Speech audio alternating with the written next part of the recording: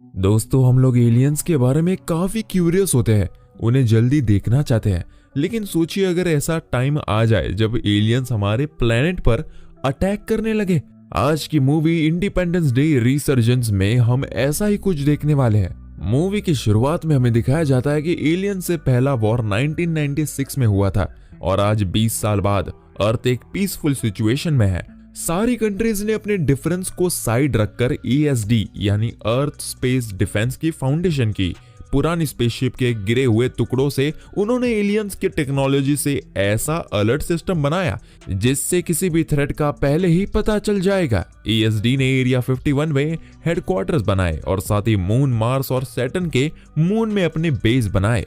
अर्थ के लोग इस बात से अनजान हैं कि एलियंस दोबारा हमारे प्लेनेट पर हमला करने का मौका देख रहे हैं। पुराने प्रेसिडेंट व्हाइटमोर के इस हमले के सपने आते हैं। वो इन सपनों में अजीब सी सर्कुलर फिगर देखता है जिसमें एक लाइन है।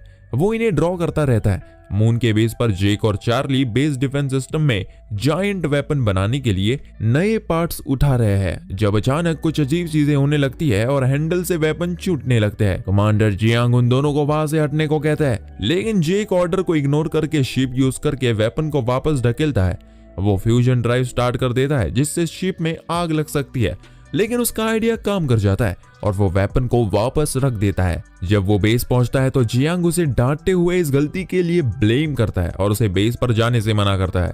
एरिया 52 में जनरल एडम्स को इमरजेंसी के लिए बेस पर बुलाया जाता है। जिन एलियंस को उन्होंने 20 साल पहले पकड़ा था वो अभी तक कंट्रोल में थे, लेकिन अब वो सब उड़ चुके हैं और अपने केजेस को हिलाने लगते हैं। डेविड अफ्रीका में फ्लॉयड के साथ है जो कि एक गवर्नमेंट अपॉइंटेड कंट्रोलर है। वो वॉरलॉर्ड उम्बुटू और उसकी फोर्स से मिलता है जिसका हेडक्वार्टर एलियन की हड्डियों से घिरा हुआ था। वो डेविड को देखकर खुश नहीं होते, लेकिन बात बिगड़ने से पहले कैथरीन फोर्स को बताती है कि डेविड उसके साथ है। कैथरीन कुछ समय से यहाँ पर उम्बुटू का एलियंस के साथ साइकिक कनेक्शन समझने की कोशिश कर रही है। कैथरीन डेविड को शिप के पास लेकर जाती है जो 20 साल पहले अर्थ पर लड़ने आई थी। यहाँ के लोकर्स ने उन सब एलियन से लड़ाई करी थी जो इस शिप से 10 साल तक बाहर आते रहे। उम्बुटू बताता है कि शिप की लाइट 2 दिन पहले अपने आप ऑन हो गई। उन्होंने एक ग्राउंड पर हुए बहुत बड़े गड्ढे को डिस्कवर किया जिससे पता चलता है कि एलियंस उनके प्लेनेट में छेद करने की कोशिश कर रहे थे, लेकिन वॉर में हार जाने की वजह से रुक गए। वो लोग शिप के अंदर जाते हैं जहां एक कंप्यूटर दिखता है जिससे कोई सिग्नल भेजा गया था। डेविड को पता चलता है कि ये एक डिस्ट्रेस कॉल है जिसका कोई जवाब दे चुका है। मून में हम देखते हैं कि जेक अपनी गर्लफ्रेंड पेट्रिसिया से वीडियो कॉल कर रहा होता है जो कि पुराने प्रेसिडेंट वेटमोर की बेटी है। पेट्रिसिया उसे बताती है कि इंटरनेशनल लेगेसी की स्क्वाड मून के बेस पर जल्दी आएगी जिसमें उनका दोस्त डैलन भी होगा। कुछ टाइम बाद वहां स्क्वाड पहुंच जाती है और सब लोग डैलन को देखकर काफी एक्साइटेड होते हैं क्योंकि वो पहले वॉर हीरो स्टीवन का बेटा है। अगले दिन एरिया 51 के मेडिकल रूम में डॉक्टर आइजैक्स उसके हस्बैंड ओकुन के पास जाते हैं जो कि पिछले वॉर के बाद कोमा में चला गया था। ओकुन जब अचानक उठ जाता है तो आइजैक शॉक हो जाता है। ओकुन को पता ही नहीं कि उसे कोमा में 20 साल बीत गए। कैथरीन का ध्यान अब भी सर्कल वाली ड्राइंग्स पर था। उम्बुटू ने अपने ऑफिस ले जाकर वो सब ड्राइंग्स दिखाता है जो उसने अपने विजन से बनाई है। उसे तब से आ रहे हैं जब से शिप में हलचल होनी शुरू हुई है। उम्बुटू एलियंस की लैंग्वेज को भी समझने लगा है। मून में हर कोई पैनिक करने लगता है क्योंकि उन्हें उनके सामने एक पोर्टल दिखने लगता है जो कि वॉर्म होल था जिसमें से उम्बुटू के विजन्स की तरह दिखने वाली मशीन आने लगती है। वो प्रेसिडेंट लैंडफोर्ड और डेविड को ट्रांसमिशन भेजते हैं जिन्हें पता चलता है कि ये एक स्पेसशिप है। लैंडफोर्ड उन्हें अटैक करने के लिए कहता है, लेकिन डेविड कहता है कि ये पिछले अटैक की तरह दिखने वाला स्पेसशिप नहीं है। हो सकता है कि ये किसी और एलियंस का स्पेसशिप हो जिनकी कुछ और इंटेंशंस हो। लैंडफोर्ड ESD काउंसिल की वोट करवाता है और सब अटैक करने के लिए वोट करते हैं। जियांग बेस से जाइंट वेपन को एक्टिवेट कर देता है जिससे वो स्पेसशिप आसानी से फट जाता है।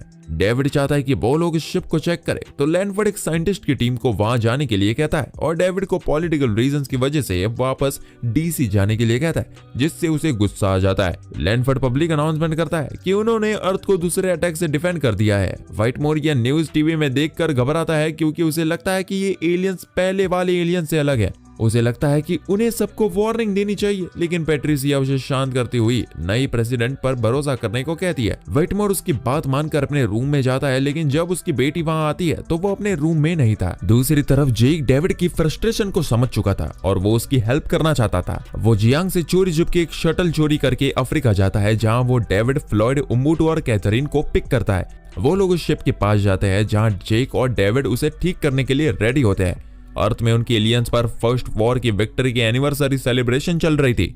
वेटमोर लैंडफोर्ड की स्पीच को रोकते हुए सबको वार्न करने लगता है कि अचानक उसके सिर में दर्द होता है और वो बेहोश हो जाता है। हॉस्पिटल में ओकुन दीवारों पर फॉर्मूला ड्रॉ कर रहा था जब उसे भी सेम पेन होता है। इसी तरह उम्बुटू की भी यही हालत थी। मून पर लोग शॉक हो जाते हैं जब वो दूसरी एरियल मदरशिप को उनकी तरफ आते हुए देखता है। चार्ली जल्दी से शटल का कंट्रोल लेकर जेक और डेविड को वापस पिक कर लेता है। एडम्स को अर्थ पर यह न्यूज मिलती है जिससे सेलिब्रेशन कैंसिल हो जाती है। वो स्पीयर को पकड़कर जाने लगता है तो उन्हें पता चलता है कि एक नई स्पेसशिप की अपनी खुद की ग्रेविटी थी जिससे उनका शटल उस तरफ खींचने लगता है। जियांग पायलट को भेजता है और जायंट वेपन को एक्टिवेट करता है लेकिन निशाना चूक जाता है। पायलट वापस आ जाता है। स्पेसशिप उनके शॉट्स को वापस फेंकता है जिससे उनका वेपन डिस्ट्रॉय हो जाता है। जियांग सबको बाहर निकालने को कहता है क्योंकि शिप मून के काफी क्लोज होकर निकलती है जिससे बेस डिस्ट्रॉय हो जाता है। ESD ऑर्बिटल डिफेंस सिस्टम को एक्टिवेट करती है लेकिन वो स्पेसशिप उनके शूट करने से पहले सारी सैटेलाइट्स को डिस्ट्रॉय कर देती है। कुछ ही देर बाद ये स्पेसशिप जेक के शटल को ड्रैग करती हुई अर्थ पहुंच जाती है। टक्कर होती है, शहरों में डिस्ट्रक्शन होने लगती है और शिप की ग्रेविटी की वजह से लोग और बिल्डिंग्स को उसकी तरफ खींचने लगते हैं। डेविड समझ जाता है कि ये नॉर्थ अटलांटिक ओशन में लैंड करना चाहता है। लैंडफोर्ड समंदर के किनारों में रहने वाले लोगों को खाली करने का ऑर्डर देती है लेकिन कुछ बोट्स तक मैसेज पहुंचता ही नहीं। डेविड के फादर जूलियस समंदर के बीच में थे। जब वो शिप को अपनी तरफ आते हुए देखते हैं वो डेविड को कॉल करके बताती है कि ये शिप पहले वाली शिप से काफी ही ज्यादा बड़ी है। स्पेसशिप लैंड करती है जिससे जूलियस की बोट एक दूसरी बोट से टकरा जाती है और उसकी कॉल कट जाती है। मून से काफी पायलट्स लोगों को बचाने आते हैं लेकिन डैलन वहां टाइम से नहीं पहुंच पाता और एक औरत हॉस्पिटल की बिल्डिंग के साथ नीचे गिर जाती है। वेटमोर और पैट्रिशिया एरिया 51 में आदम से मिलते हैं। ओकुन भी अपने रूम से भागकर मीटिंग ज्वाइन करता है। उनके केजेस में बंद हुए एलियंस अब बेकाबू होने लगे थे। ओकुन समझता है कि वो सेलिब्रेट कर रहे हैं। जब डेविड और बाकी सब पहुंचते हैं तो वेटमोर सील रूम में जाता है जहां वो एक एलियन से कम्युनिकेट करने के लिए उसे रिलीज करता है। एलियन वेटमोर से कम्युनिकेट करने के लिए उसकी गर्दन पकड़ता है और कहता है कि वो सब अब पहुंच चुके हैं। कैथरीन उसे सर्कल सिंबल दिखाती है जिससे वो एलियन घबरा जाता है।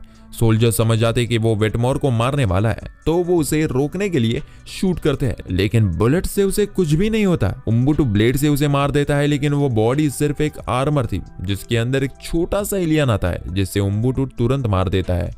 इधर समंदर के किनारे दो भाई बहन जिन्होंने अपने पेरेंट्स को खो दिया था ड्राइव करके अपने लिए जुगाड़ ढूंढ रहे हैं और उन्हें ड्राइव करते हुए जूलियस की बोट दिखती है जिसमें एक आदमी वहां बेहोश पड़ा था। उन्हें पता चलता है कि वो अभी जिंदा है। एरिया 51 की टीम स्पेसशिप को स्कैन करती है जिससे डेविड को पता चलता है कि एलियंस की क्वीन यहाँ पहुंच चुकी है। फिर एक एयरक्राफ्ट इन सी का लाइव व्यू दिखाता है जिससे पता चलता है कि यह स्पेसशिप भी अर्थ में छेद कर रहा है।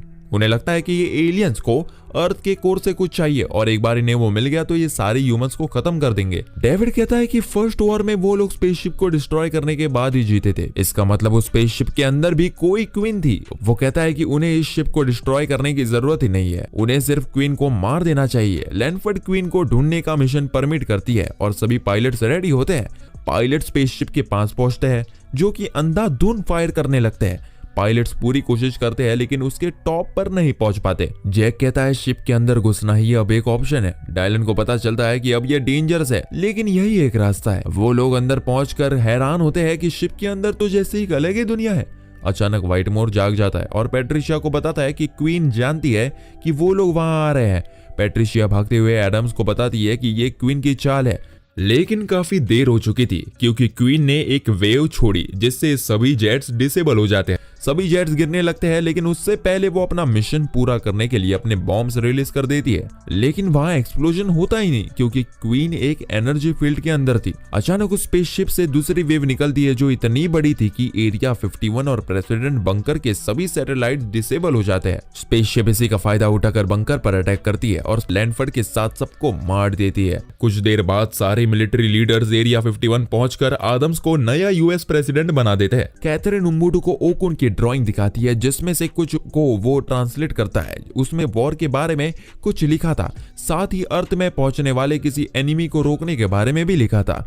उम्बुटू समझ जाता है कि वो स्पीयर उनकी हेल्प करने आया था। स्पेसशिप के अंदर जेक, डैलन और बाकी पायलट्स गिरने से बच जाते हैं। उन्हें जिंदा रहने के लिए इस दुनिया में ही कहीं छुपना होगा।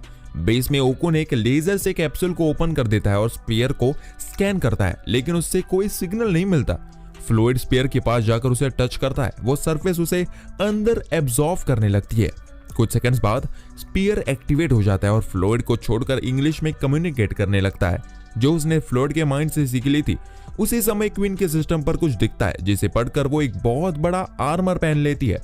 स्पेसशिप एक नए अटैक को अंजाम देने निकल चुका था, जिससे अंदर बैठे पायलट सिर्फ देख ही सकते थे। स्पीयर उन्हें एक्सप्लेन करता है कि उसे इस खतरे के बारे में पता चल गया था और वो ह्यूमंस को वार्न करने आया था, जिससे पहले उन्होंने उस पर अटैक कर दिया। स्पीयर की स्पीशीज ने इन एलियंस को पहले भी हराया है। ये एलियंस अलग अलग प्लैनेट्स के कोर को फ्यूल की तरह यूज करते हैं। ये स्पीयर अपने प्लैनेट का आखिरी सर्वाइवर है, जिसका सिस्टम सुपीरियर टेक्नोलॉजी होल्ड करता है। वो एक हिडन प्लैनेट में अलग अलग दुनिया के रेफ्यूजीज को इन एलियंस को हराने के लिए वेपन्स बनाना सिखाता है, इसलिए एलियंस इनसे डरते हैं। अब क्योंकि स्पीयर एक्टिवेट हो चुका है तो क्वीन उसे ट्रैक कर सकती है। डेविड कहता है कि अगर क्वीन यहाँ आ रही है तो वो उसे पहले वाली क्वीन की तरह हरा सकते हैं।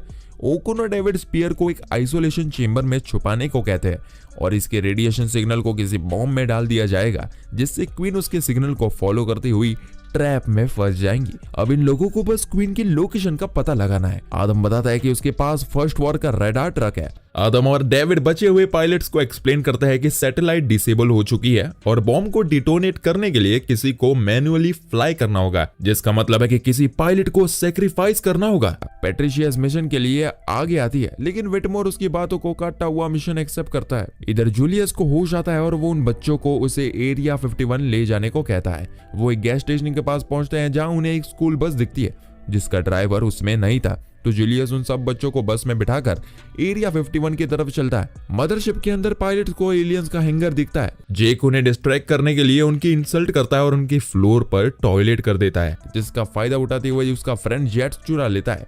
एलियंस जेक को शूट करने लगता है, लेकिन इससे पहले जेक को कुछ होता, पायलट जेट्स को स्टार्ट करके जेक को पिक कर लेते हैं। एलियंस उन्हें चेस करने लगता है और दरवाजा बंद कर देते हैं। यहाँ उन लोगों का एलियंस के साथ बैटल होता है। कुछ देर बाद पायलट्स डोर्स क्लोज होने से पहले ही वहां से बाहर निकल जाते हैं।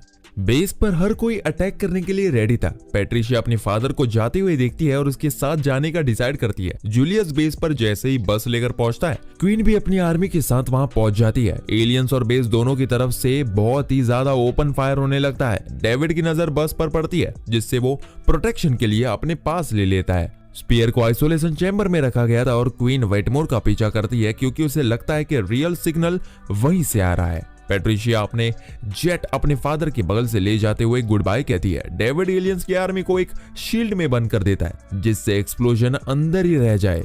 वेटमोर क्वीन की शिप के अंदर एंटर करता है और बॉम्ब्स को डिटोनेट कर देता है। कुछ देर टीम को लगता है कि वो लोग जीत चुके थे, लेकिन किसी वजह से एलियन की आर्मी अब भी अटैक कर रही थी और बेस का सबसे बड़ा वेपन खत्म कर दिया गया था। जैसे स्मोक क्लियर होता है तो पता चलता है कि क्वीन अब भी जिंदा है, क्योंकि उसने खुद को अपनी एनर्जी शील्ड से प्रोटेक्ट कर लिया था। डेविड जूलियस के साथ बस में बैठ जाता है, क्योंकि क्वीन उन्हें चेस कर रही थी। सभी सोल्जर्स स्पीयर को एलियन से बचाने के लिए बेस पर वापस चले जाते हैं, जबकि पायलट्स क्वीन पर अटैक कर रहे थे, जिसकी शील्ड उसे बचा रही थी। बोट क्रू देखता है कि अब सिर्फ 6 मिनट्स बचे हैं। इधर पैट्रिशिया नोटिस करती है कि क्वीन अटैक करते समय अपनी शील्ड को कुछ सेकंड्स नीचे रखती है। इसी का फायदा उठाकर वो उसका वीक स्पॉट पर शूट करती है, जिससे उसकी शील्ड डिस्ट्रॉय हो जाती है और वो कमजोर हो जाती है।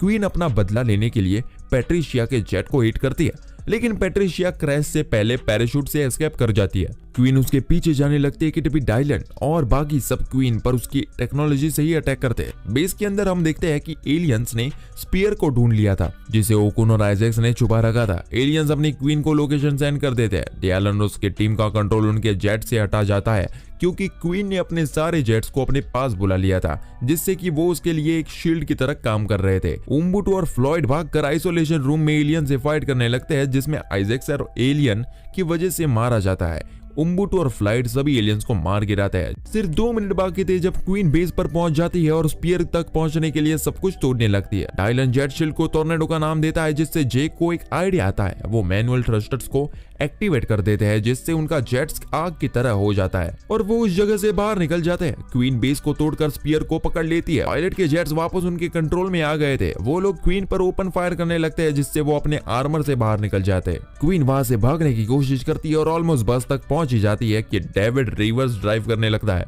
जब अचानक क्वीन गिरकर मर जाती है और उसके हाथ से स्पीयर छूट जाता है, जैसे कि फर्स्ट वॉर में हुआ था। क्वीन के मरते ही सारी एलियन शिप्स रुककर जमीन पर गिरने लगती है। पूरी अर्थ पर यह विक्ट्री सेलिब्रेट की जाती है और ओकुन कंफर्म करता है कि स्पीयर बिल्कुल सही सलामत है। डेविड को डर है कि अर्थ एक और ऐसे अटैक से बच नहीं पाएगा, लेकिन ओकुन उसे याद दिलाता है कि स्पीयर एक प्लेनेट पर एलियंस को हराने की ट्रेनिंग देता है और ह्यूमंस को बचाने का नेक्स्ट स्टेप इस ट्रेनिंग को ज्वाइन करना है। और इसी के साथ ये मूवी यही खत्म हो जाती है।